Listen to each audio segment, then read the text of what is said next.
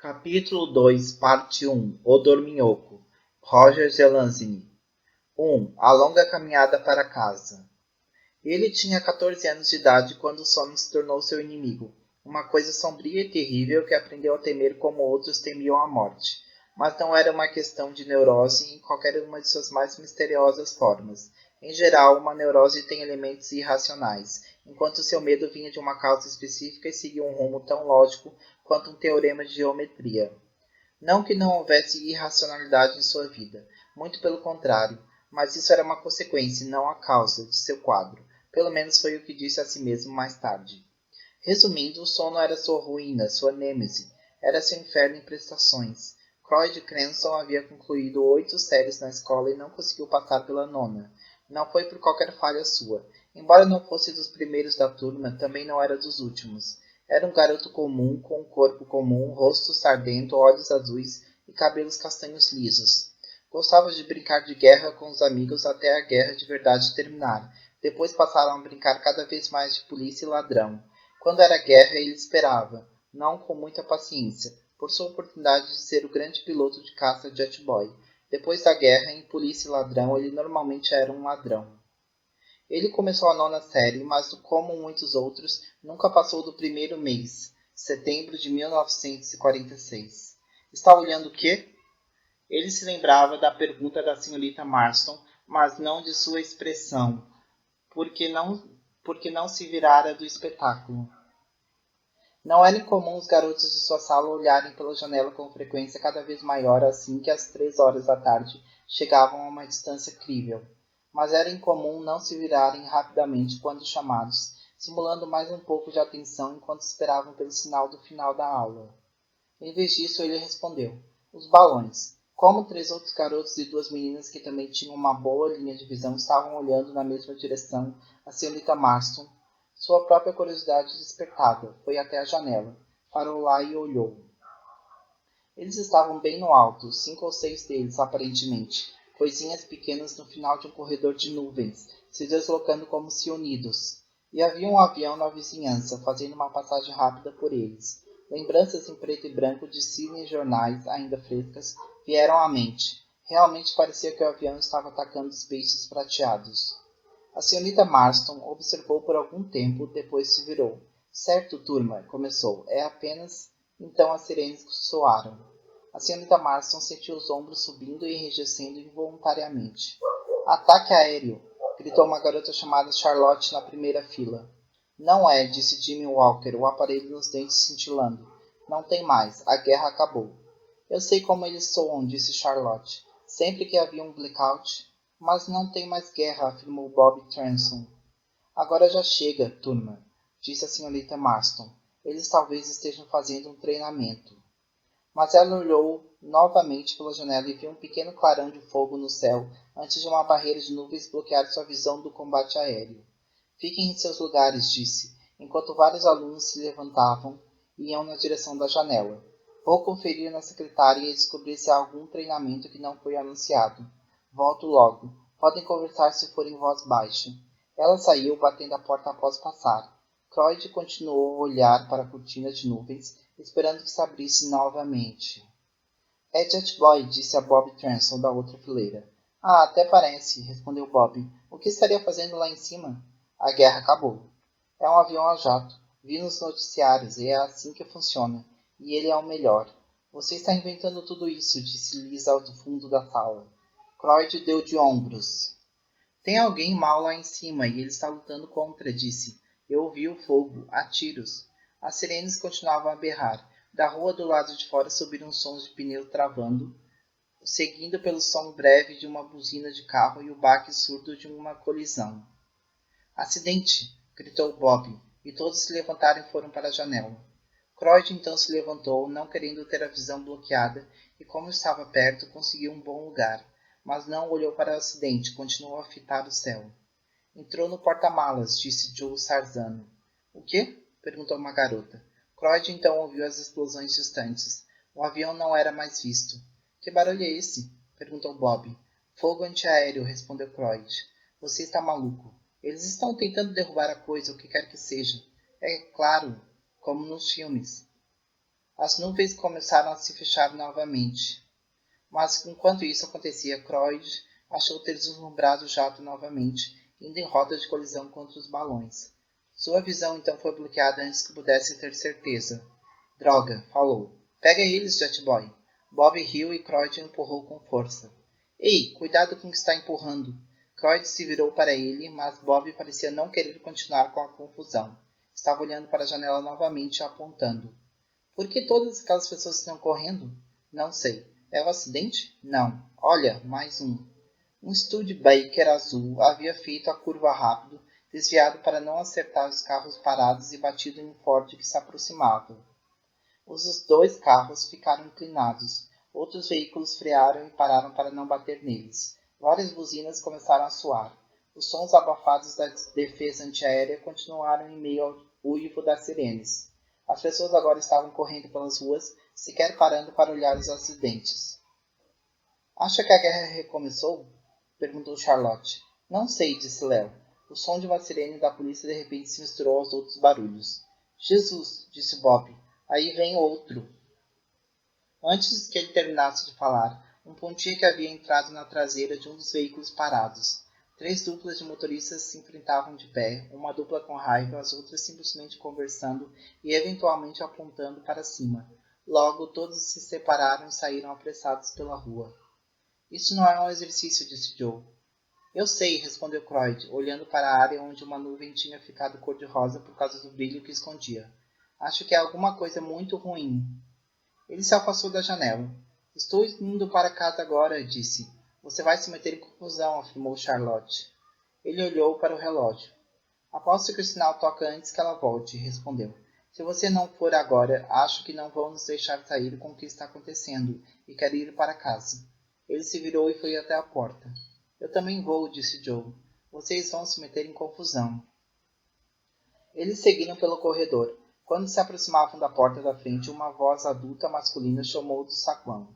Vocês dois, voltem aqui. Croyd correu, abriu a grande porta verde com o ombro e continuou. Joe estava apenas um passo atrás dele enquanto descia os degraus. Agora a rua inteira estava cheia de carros parados dos dois lados, até onde ele podia ver, em qualquer direção. Havia pessoas no alto dos prédios e em todas as janelas, a maioria olhando para cima. Ele correu para a calçada e virou à direita. Sua casa ficava 6 quarteirões ao sul, em um grupo anômalo de casas geminadas. O caminho de Joe era metade disso, seguindo depois para leste. Antes que alcançassem a esquina, foram detidos por um rio de pessoas indo da rua lateral para a direita, interrompendo sua passagem, algumas virando na direção norte e tentando avançar, outras seguindo para o sul. Os garotos ouviram xingamentos e o barulho de uma briga no alto. Joe esticou a mão e puxou a manga de um homem. O homem puxou o braço com rispidez e olhou para baixo. O que está acontecendo? Gritou Joe. Alguma espécie de bomba, respondeu o homem. Jetboy tentou deter os homens que estavam com ela. Acho que todos explodiram. A coisa pode disparar a qualquer momento. Talvez seja atômica. Onde ela caiu? Berrou Croyd. O homem apontou para o nordeste. O homem apontou para o noroeste. Para lá. Então o homem desapareceu, tendo encontrado uma abertura e forçado passagem. Croyd, podemos atravessar a rua se formos por cima do capô daquele carro, disse Joe. Croyd concordou e seguiu outro garoto por cima do capô ainda quente de um Dodge cinza. O motorista os xingou, mas sua porta estava bloqueada pela pressão dos corpos e a porta do lado do carona só abria alguns centímetros antes de bater no paralama de um táxi. Contornaram um táxi e atravessaram pelo meio do cruzamento, passando por mais 2 carros no caminho. O tráfego de pedestres diminuía perto do meio do quarteirão seguinte e parecia haver uma grande área aberta à frente. Eles correram na direção dela, mas então pararam de repente. Havia um homem caído na calçada. Estava tendo convulsões. A cabeça e as mãos tinham inchado muito e estavam vermelhas escuras, quase roxas. No momento em que o ouviram, sangue começou a escorrer do nariz e da boca, escorreu dos ouvidos, vazou dos olhos e das unhas. Santa Maria, disse Joe, fazendo o sinal da cruz e recuando. O que ele tem? Não sei, respondeu Croyd. Não vamos chegar perto demais. Vamos passar por cima de mais uns carros. Eles levaram 10 minutos para chegar à esquina seguinte. Em algum momento do caminho, perceberam Em algum momento do caminho, perceberam que as armas estavam silenciosas havia muito tempo, embora as sirenes de ataque aéreo da polícia e as buzinas dos carros sustentassem uma barulheira constante. Sinto o cheiro de fumaça, disse Croyd. Eu também. Se alguma coisa estiver pegando fogo, nenhum caminhão de bombeiros vai chegar lá. Toda essa droga de cidade poderia pegar fogo. Talvez não seja isso tudo. Pode apostar que é. Eles avançaram, se depararam com uma massa de corpos e foram empurrados até a esquina. Nós não vamos por aí, gritou Croyd. Mas isso não importava, porque a multidão ao redor deles foi bloqueada segundos depois. Acha que conseguimos engatinhar até a rua e passar por cima dos carros de novo? Perguntou Joe. Podemos tentar. Eles conseguiram, só que dessa vez abrir caminho de volta para a esquina demorou mais, já que outros tomavam o mesmo rumo. Croyd viu um rosto reptiliano atrás de um para-brisa, e mãos escamosas agarrando o volante que havia sido arrancado da coluna, enquanto lentamente o motorista caía de lado. Desviando os olhos, viu uma coluna de fumaça se erguer além dos edifícios a noroeste. Quando chegaram à esquina, não havia como passar. As pessoas estavam amontoadas e oscilando. Havia gritos eventuais. Ele queria chorar, mas sabia que não adiantaria nada. Trincou os dentes e estremeceu. O que vamos fazer? Perguntou a Joe. Se ficarmos presos aqui de noite, podemos quebrar o vidro de um carro vazio e dormir nele, acho. Eu quero ir para casa. Eu também. Vamos tentar ir o mais longe que pudermos. Eles se arrastaram pela rua por quase uma hora, mas só avançaram outro quarteirão. Motoristas berravam e batiam nas janelas quando eles passavam por cima do teto dos carros. Outros carros estavam vazios. Uns poucos continham coisas que não gostariam de ver. O tráfego na calçada parecia perigoso. Estava rápido e barulhento, com brigas rápidas, muitos gritos e uma série de corpos caídos que haviam sido empurrados para umbrais de porta ou do meio-fio para a rua. Houve alguns segundos de hesitação e silêncio quando as sirenes pararam. Então surgiu o som de alguém falando em um megafone. Mas era distante demais. As palavras eram incompreensíveis a não ser pontes. O pânico recomeçou. Viu uma mulher cair de um prédio à frente, do outro lado da rua, desviou os olhos antes que ela batesse no chão. O cheiro de fumaça continuava no ar, mas ainda não havia sinais de incêndio na vizinhança. À frente, viu a multidão parar e recuar quando uma pessoa, não podia dizer se homem ou mulher, explodiu em chamas no meio dela. Ele deslizou para a rua entre os dois carros e esperou que o amigo aparecesse. Joe, estou morrendo de medo, falou. Talvez a gente devesse engatinhar para baixo de um carro e esperar tudo terminar. Eu estava pensando nisso, respondeu outro garoto. Mas se uma parte daquele prédio em chamas cair sobre um carro e ele pegar fogo? E daí? Se acertar o tanque de gasolina e ele explodir, juntos como estão, todos eles explodem como uma fileira de rojões. Jesus, temos que continuar. Você pode ir para minha casa se for mais fácil. Croyd viu um homem fazer uma série de movimentos que pareciam dança, rasgando as roupas. Então começou a mudar de forma. Alguém mais atrás na rua começou a uivar. Houve barulho de vidros se quebrando. Durante a meia hora seguinte, o trânsito na calçada diminuiu para que em outras circunstâncias poderia ser chamado de normal. As pessoas pareciam ter chegado aos seus destinos ou levado o engarrafamento para outra parte da cidade. Agora aqueles que passavam abriam caminho entre cadáveres. Os rostos haviam desaparecido atrás das janelas. Não se via ninguém no alto dos prédios. O som das buzinas dos carros havia se reduzido a surtos eventuais. Os garotos estavam de pé em uma esquina. Haviam percorrido 3 quarteirões e atravessado a rua desde que saíram da escola. Eu viro aqui, disse Joe. Quer vir comigo ou vai seguir em frente? Croyd olhou para a rua. Parece melhor agora. Acho que consigo chegar bem, disse. Até logo. Tchau.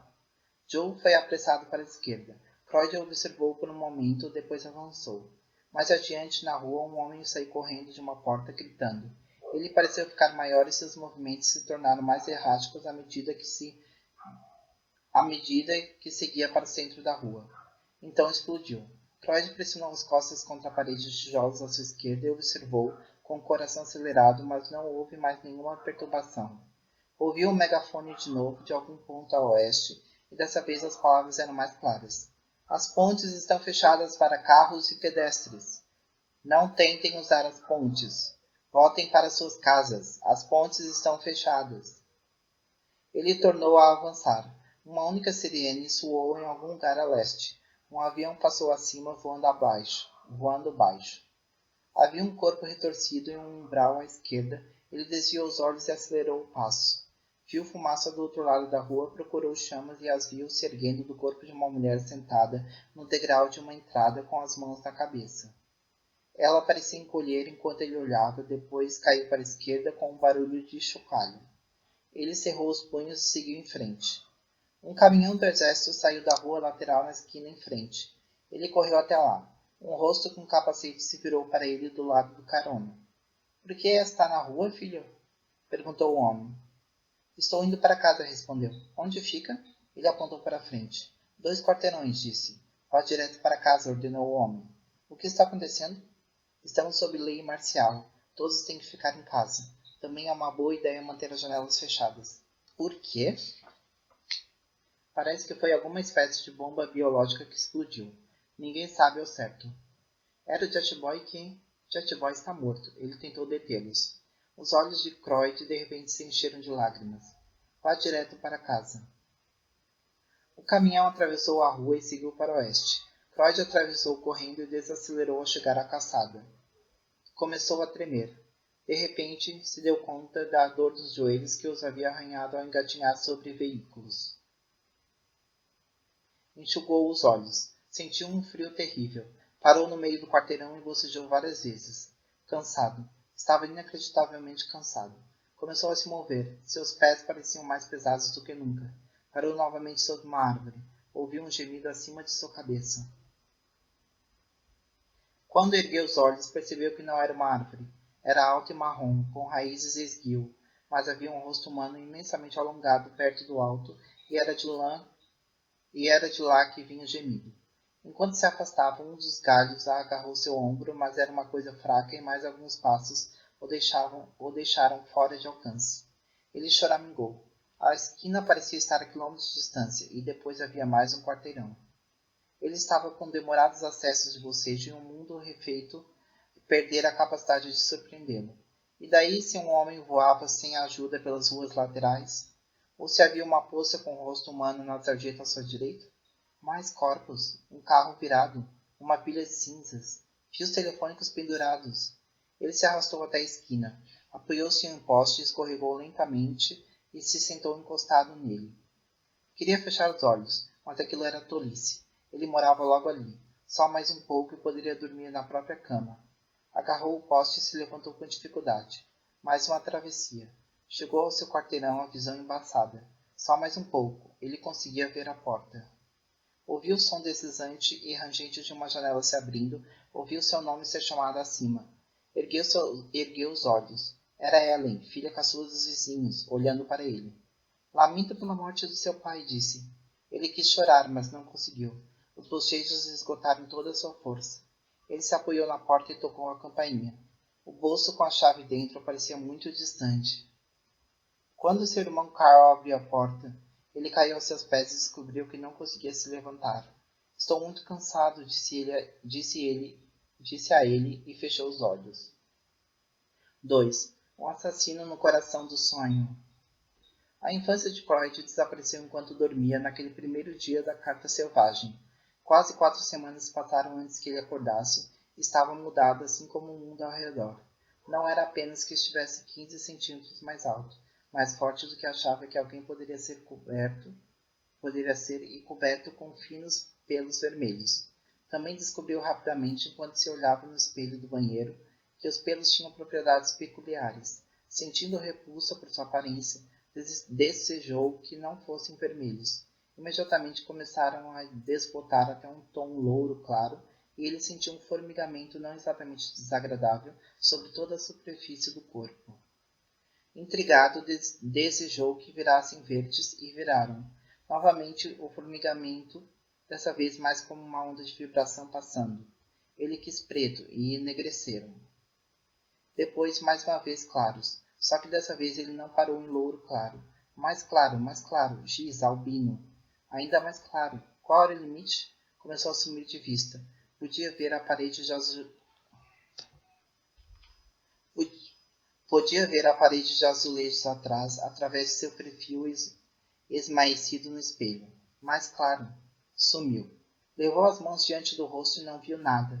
Pegou a toalha de banho encharcada e levou-a ao peito. Ela também ficou transparente, desapareceu, embora ainda sentisse sua presença molhada. Ele retornou ao louro claro. Parecia o mais aceitável socialmente. Então se enfiou no que havia sido seu jeans mais largo e colocou uma camisa de flanela cinzenta que não conseguiu abotoar por completo. As calças só chegavam às canelas. Silenciosamente, desceu as escadas descalço e foi até a cozinha. Estava faminto. O relógio do saguão lhe disse que eram quase 3. Ele havia dado uma olhada na mãe, no irmão e na irmã, mas não perturbou o sono deles. Havia metade de um pão na caixa e ele o rasgou, enfiando grandes pedaços na boca, mal mastigando antes de engolir. Em dado momento mordeu o dedo, o que só o desacelerou um pouco. Encontrou um pedaço de carne e o outro de queijo na geladeira e os comeu. Também bebeu quase 1 litro de leite. Havia duas maçãs no balcão e as comeu enquanto vasculhava os armários. Uma caixa de biscoitos. Mastigou enquanto continuava a procurar. 6 biscoitos. Engoliu. Meio pote de manteiga de amendoim. Comeu de colher. Nada. Ele não conseguiu encontrar mais nada e ainda sentiu uma fome terrível. Então a enormidade do seu banquete o chocou. Não havia mais comida na casa. Recordou da tarde louca de sua volta da escola. E se tivesse faltando comida? E se tivesse recomeçado o racionamento? Ele havia acabado de comer a comida de todos. Tinha de conseguir mais para os outros, bem como para si. Foi até a sala da frente e olhou pela janela. A rua estava deserta. Ficou pensando na lei marcial, sobre a qual ouvira falar no caminho da escola para casa. Há quanto tempo? Aliás, por quanto tempo dormira? Tinha a sensação de que havia sido muito. Destrancou a porta e sentiu o frescor da noite. Uma das luzes da rua que estava funcionando brilhava através dos galhos nus de uma árvore próxima. Ainda havia algumas poucas folhas nas árvores da rua na tarde dos problemas. Pegou a chave extra na mesa do saguão, saiu e trancou a porta atrás de si. Os degraus, que ele sabia que deviam estar frios, não pareceram particularmente gelados a seus pés nus. Então parou e recuou para a sombra. Era assustador não saber o que havia lá fora. Ele ergueu as mãos e assegurou a luz do poste. Claro, claro, claro! Elas sumiram até a luz passar através delas. Continuaram a se apagar. Seu corpo se arrepiou. Quando desapareceram, ele baixou os olhos. Parecia não restar nada dele, a não ser o formigamento. Então subiu a rua apressado, uma sensação de enorme energia dentro dele. O estranho ser arbóreo desaparecera do quarteirão seguinte. As ruas estavam liberadas ao tráfego, embora ainda houvesse muito entulho no meio-fio e quase todos os veículos estacionados que via tivessem sofrido algum dano. Parecia que todo o prédio pelo qual passava tinha pelo menos uma janela fechada com papelão ou madeira. Várias árvores da rua eram troncos destroçados e o poste de metal na esquina seguinte estava muito curvado para um lado. Ele se apressou, surpreso com a rapidez de seu avanço, e quando chegou à escola viu que permanecia intacta, a não ser por alguns vidros que faltavam. Prosseguiu. 3 mercearias que encontrou estavam bloqueadas com tábuas e cartazes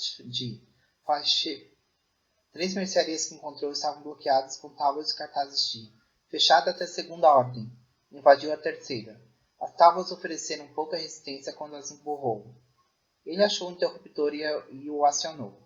Segundos depois, o desligou. O lugar estava arrasado. Havia sido totalmente saqueado. Continuou a subir, passando pelos esqueletos de vários prédios incendiados. Ouviu vozes, uma rouca outra aguda e musical, vindas de um deles. Momentos depois, houve um clarão de luz branca e um grito.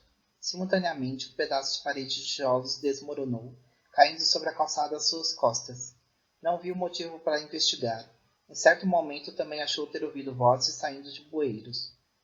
Perambulou por quilômetros naquela noite, sem se dar conta, até chegar perto da Times Square, de que estava sendo seguido. Inicialmente achou que era apenas um cachorro grande indo na mesma direção, mas quando este chegou perto e ele percebeu traços humanos, parou e o encarou. Estava sentado a uma distância de cerca de 3 metros e olhava para ele. Você também é um, rosnou. Você consegue me ver? Não, farejar. O que você quer? Comida. Eu também. Eu mostro a você onde, por um pouco. Certo, mostre. Ele o levou até uma área cercada onde havia caminhões do exército estacionados. Claude contou 10. Homens uniformizados estavam de pé ou descansando no meio deles. O que está acontecendo? Perguntou Croyd. Fale depois. Pacotes de comida nos 4 caminhões à esquerda. Não foi problema cruzar o perímetro, entrar no fundo de um veículo, pegar uma abraçada de pacotes e se retirar na outra direção. Ele e o homem-cão se esconderam em um umbral a 2 quarteirões dali. Croyd se tornou visível e começaram a se empanturrar. Depois, seu novo conhecido, que queria ser chamado de Bentley, contou a ele os acontecimentos das semanas posteriores à morte de Jet Boy, enquanto Croyd dormia. Croyd soube da corrida para Jersey, dos tumultos, da lei marcial, dos taxianos e das 10.000 mortes que seu vírus havia causado. E ouviu a respeito dos sobreviventes transformados, os sortudos e os azarados. Você é um sortudo, concluiu Bentley. Eu não me sinto com sorte, disse Croyd. Pelo menos continuou humano. Então já foi ver esse Dr. Tachon? Não. Ele tem estado muito ocupado, mas irei. Eu também devia. Talvez. O que quero dizer com talvez? Por que você iria querer mudar? Você se deu bem, pode ter o que quiser. Quer dizer roubar? Os tempos são difíceis, você vive do jeito que pode. Talvez. Posso arrumar roupas que caibam em você. Onde? Virando a esquina. Tudo bem. Croyd não teve dificuldade em invadir pelos fundos a loja de roupas até onde Bentley o levou. Depois disso, desapareceu e voltou para pegar outro carregamento de pacotes de comida. Bentley o seguiu enquanto voltava para casa. Você se importa se eu o acompanhar? Não. Quero ver onde você mora. Eu posso levá-lo a muitas coisas boas. É? Gostaria de um amigo que me mantivesse alimentado. Acha que podemos dar um jeito? Sim.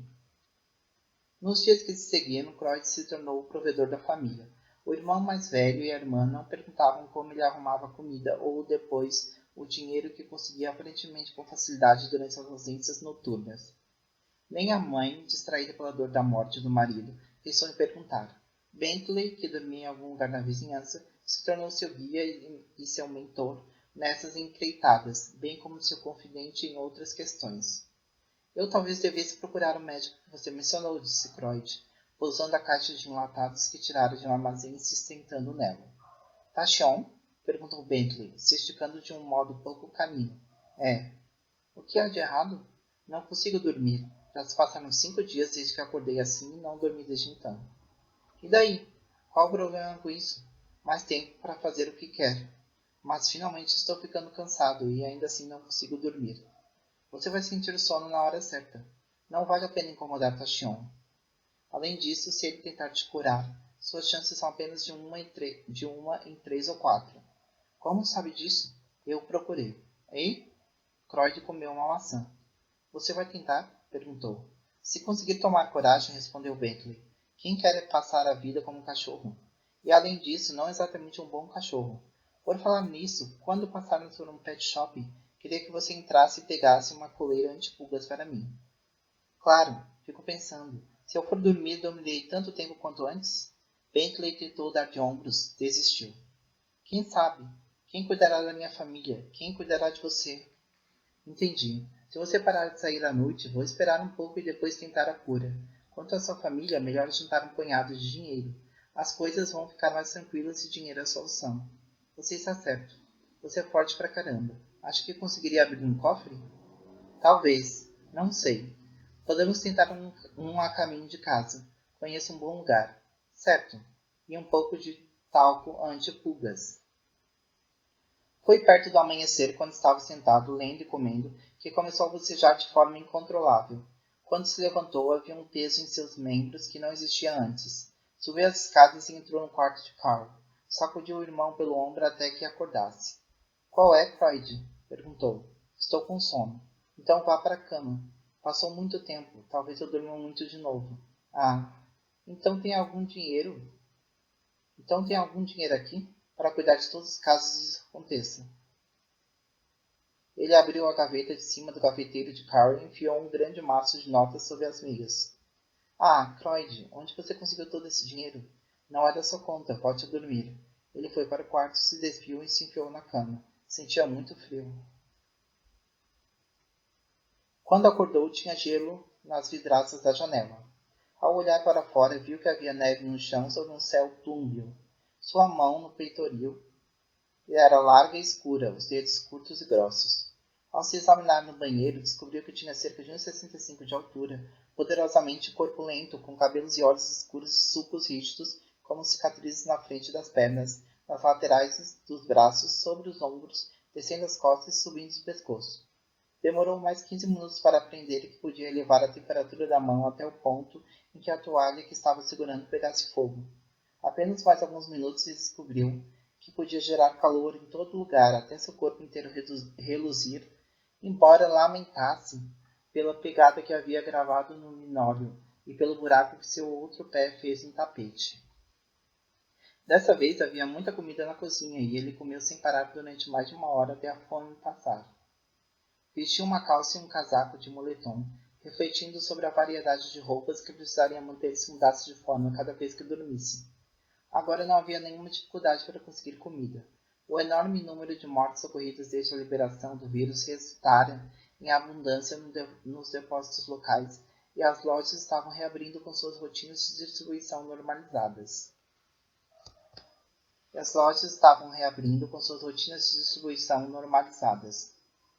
Agora não havia nenhuma dificuldade para conseguir comida. O enorme número de mortes ocorridas desde a liberação do vírus resultara em abundância nos depósitos locais e as lojas estavam reabrindo com suas rotinas de distribuição normalizadas. Sua mãe estava passando a maior parte do tempo na igreja, e Carl e Claudia voltaram à escola, que reabrira pouco antes. Freud sabia que ele mesmo não voltaria à escola. O estoque de dinheiro ainda era grande, mas refletindo que dessa vez ele dormira 9 dias mais do que da primeira, achou que seria uma boa ideia ter dinheiro extra na mão. Ele se perguntou se conseguiria aquecer a mão o suficiente para abrir um buraco na porta de metal de um cofre. Ele tivera grande dificuldade para abrir o primeiro. Na verdade, quase desistiu. E Bentley havia garantido que era uma lata. Ele saiu e praticou em pedaço de cano galvanizado. Tentou planejar o serviço com cuidado, mas sua avaliação foi ruim. Teve de abrir 8 cofres naquela semana antes de conseguir um bom dinheiro. A maioria deles tinha apenas papéis. Ele sabia que havia disparado alarmes e isso o deixava nervoso.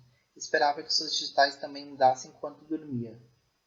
Trabalhou o mais rápido possível e desejou que Bentley estivesse de volta. O homem-cachorro teria sabido o que fazer, sentia. Em várias oportunidades ele teve indícios que sua ocupação normal envolvera algo não exatamente legal. Os dias se passaram mais rápido do que teria desejado. Comprou um grande e variado guarda-roupas. À noite, caminhava pela cidade observando os sinais de danos que permaneciam e o avanço das obras de recuperação. Acompanhou as notícias da cidade e do mundo. Não era difícil acreditar em um homem do espaço sideral quando o resultado do vírus estava ao seu redor. Perguntou a um homem com a cabeça em forma de bala e dedos espalmados onde poderia encontrar o Dr. Tachion. O homem lhe deu um endereço e um número de telefone. Ele os guardou na carteira e não ligou nem foi. E se o médico o examinasse, dissesse que não era problema e o curasse, àquela altura ninguém mais na família conseguia ganhar a vida. Chegou o dia em que seu apetite aumentou novamente, o que para ele significava que seu corpo estava se preparando para outra mudança. Dessa vez observou com mais atenção o que sentia, para a futura referência. Demorou o restante daquele dia e a noite e parte do dia seguinte antes que começassem o frio e as ondas de sonolência. Ele deixou um bilhete desejando boa noite aos outros, pois estavam fora quando a sensação tomou conta dele, e dessa vez trancou a porta do quarto, pois descobriu que o haviam desobservado regularmente enquanto dormia e em dado momento até haviam levado um médico, uma mulher que ao tornar conhecimento de seu histórico, prudentemente recomendara que simplesmente o deixassem dormir. Também sugerira que procurasse o Dr. Tachion ao acordar, mas a mãe perdera o papel no qual ela havia escrito isso.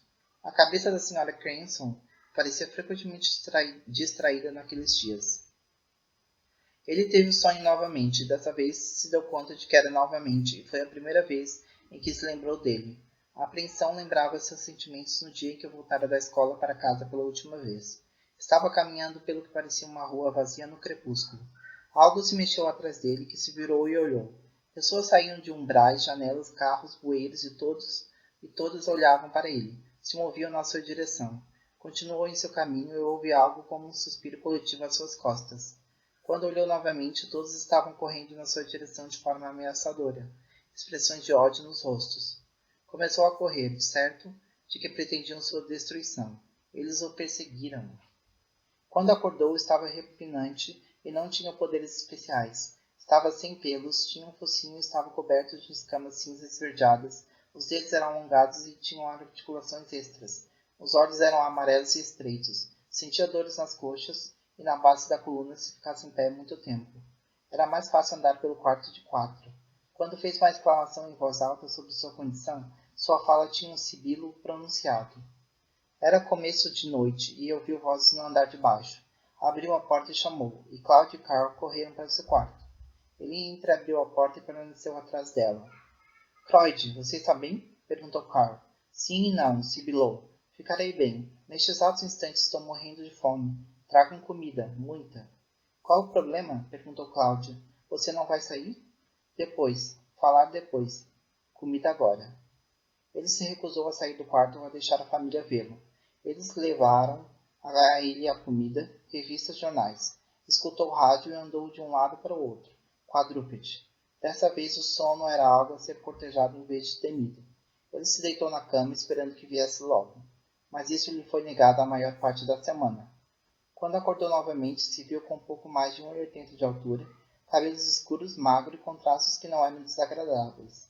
Era tão forte quanto havia sido em ocasiões anteriores, mas após algum tempo concluiu que não possuía poderes especiais até escorregar na escada ao correr para a cozinha e se salvar levitando. Depois notou um bilhete com a caligrafia de Cláudia preso à porta. Tinha um número de telefone e dizia que podia encontrar Bentley ali. Ele o colocou na carteira. Tinha outro telefonema a dar antes. O Dr. Tachon ergueu os olhos para ele e sorriu levemente. Podia ser pior, disse. Freud quase se divertiu com a avaliação. Como? Perguntou. Bem, você poderia ter tirado um coringa. O que exatamente eu tirei, senhor? O seu é um dos casos mais interessantes que vi até agora. Em todos os outros, ele simplesmente seguiu seu caminho e matou a pessoa ou a modificou, para o bem ou para o mal. No seu caso, bem, a melhor analogia é uma doença terrestre chamada malária. O vírus que você tem parece reinfectá-lo periodicamente. Eu tirei um coringa uma vez. Sim, e pode acontecer novamente. Mas diferentemente de qualquer outro com quem isso aconteceu, você só precisa esperar. Passa dormindo. Não quero ser um monstro novamente. Há alguma forma pela qual você possa mudar apenas essa parte? Temo que não. É parte de sua síndrome total. Só posso cuidar da coisa toda. E as chances de uma cura são de 3 ou 4 para 1?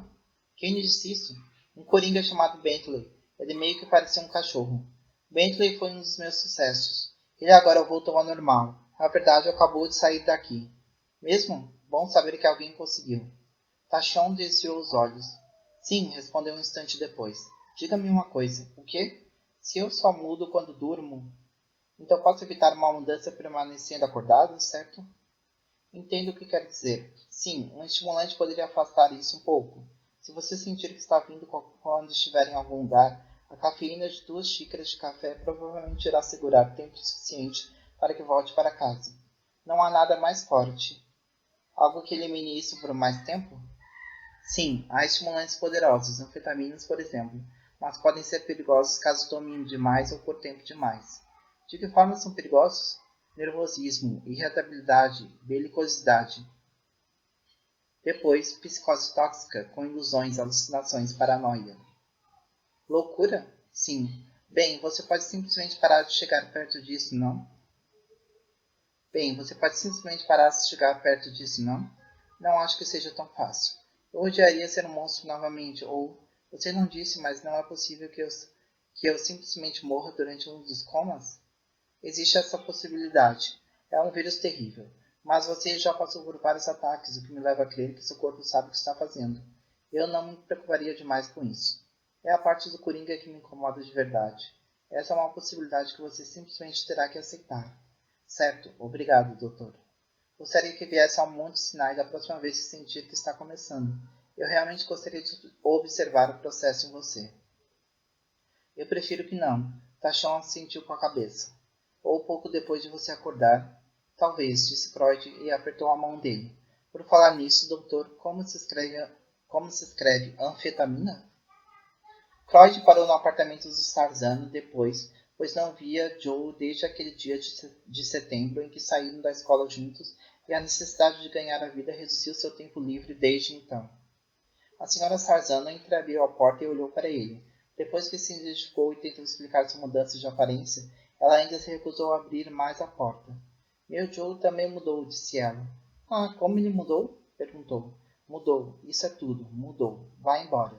Ela fechou a porta. Ele bateu novamente, mas ninguém atendeu. Croyd então partiu e comeu 3 filés, pois não havia mais nada que pudesse fazer. Croyd analisou Bentley, um homem pequeno com traços de raposa, cabelos escuros e olhos agitados, sentindo que sua transformação anterior de fato combinava com seu comportamento geral. Bentley devolveu o cumprimento por vários segundos, depois disse: É realmente você, Croyd? É.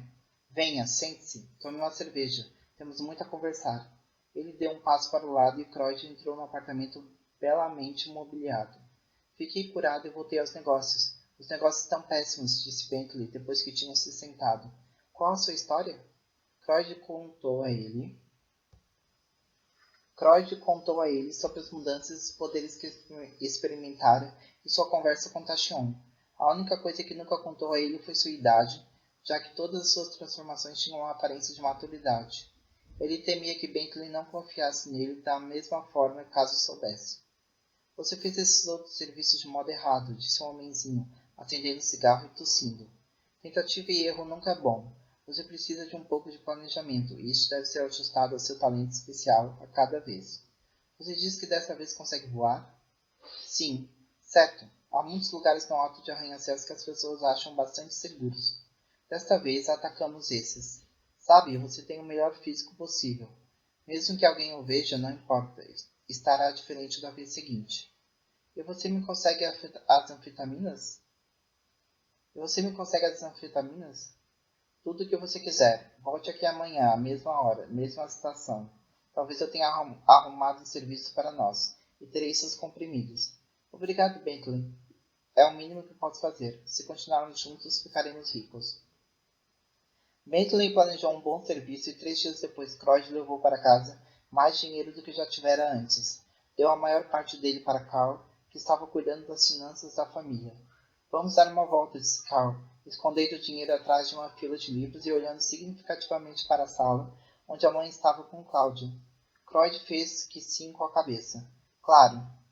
Você parece muito mais velho atualmente, disse Carl, que faria 18 em poucos meses, assim que chegaram à rua. Eu me sinto muito mais velho. Não sei onde você continua arrumando dinheiro. Melhor não. Certo, não posso reclamar, já que estou vivendo dele também. Mas queria que você soubesse sobre a mãe. Ela está piorando. Ver papai ser despedaçado daquele jeito? Ela está piorando desde então. Até agora você perdeu o pior disso, da última vez estava dormindo. Em 3 noites diferentes ela simplesmente se levantou e saiu de camisola, descalça em fevereiro, por Cristo, e vagou como se estivesse procurando por papai. Felizmente, todas as vezes alguém que conhecíamos a viu e a trouxe de volta. Continuou perguntando a ela e a Sra. Brandt se o tinha visto. De qualquer forma, o que estou tentando dizer é que está piorando. Já conversei com 2 médicos. Eles acham que deveria passar um tempo em uma casa de repouso. Cláudia e eu também achamos. Não podemos vigiá-la o tempo todo e ela pode se machucar. Cláudia tem 16 anos. Nós 2 podemos cuidar das coisas enquanto ela estiver fora. Mas vai ser caro. Eu posso conseguir dinheiro, disse Cláudia. Quando finalmente conseguiu falar com Bentley no dia seguinte e disse que precisava fazer outro serviço logo, o homenzinho pareceu contente, pois Croyd não ansiava por uma sequência rápida. Um dia ou 2 para arrumar algo e acertar os detalhes, disse Bentley. Falo com você. Certo. No dia seguinte, o apetite de Croyd começou a aumentar e ele se viu bocejando de vez em quando. Então tomou um dos comprimidos. Funcionou bem. Na verdade, melhor que bem. Foi uma bela sensação que tomou conta dele. Não conseguia se lembrar da última vez em que se sentiu tão bem. Tudo parecia como se estivesse caminhando diretamente para uma mudança. E todos os movimentos pareciam particularmente fluidos e graciosos. Também se sentia mais alerta, mais consciente do que de hábito. E mais importante, não estava sonolento. Apenas de noite, depois que todos haviam se recolhido, essas sensações começaram a passar. Ele tomou outro comprimido. Quando começou a fazer efeito, ele se sentiu tão bem que saiu e levitou bem alto acima da cidade, flutuando na fria noite de março entre as brilhantes constelações da cidade e aquelas bem acima, sentindo como se tivesse uma chave secreta para o significado interno de tudo. Pensou brevemente na batalha de Jet Boy no céu e voou sobre os restos do terminal Hudson, que havia pegado fogo quando pedaços do avião de Jet Boy caíram por cima. Tinha lido que planejavam construir um monumento ali. Era essa a sensação de cair? Ele desceu para deslizar entre os prédios, algumas vezes parando no teto de um, saltando, caindo e se salvando no último instante. Em uma dessas ocasiões, viu dois homens o observando de um umbral. Por alguma razão que ele não entendeu, isso o irritou. Voltou para casa e começou uma faxina. Empilhou jornais e revistas velhos e os amarrou em fardos, esvaziou os cestos de lixo, varreu e esfregou, lavou toda a louça na pia. Voou com 4 carregamentos de lixo até o East River e os jogou. Já que a coleta de lixo ainda não havia sido totalmente regularizada, tirou o pó de tudo e amanhã o encontrou polindo a prataria. Depois lavou todas as janelas.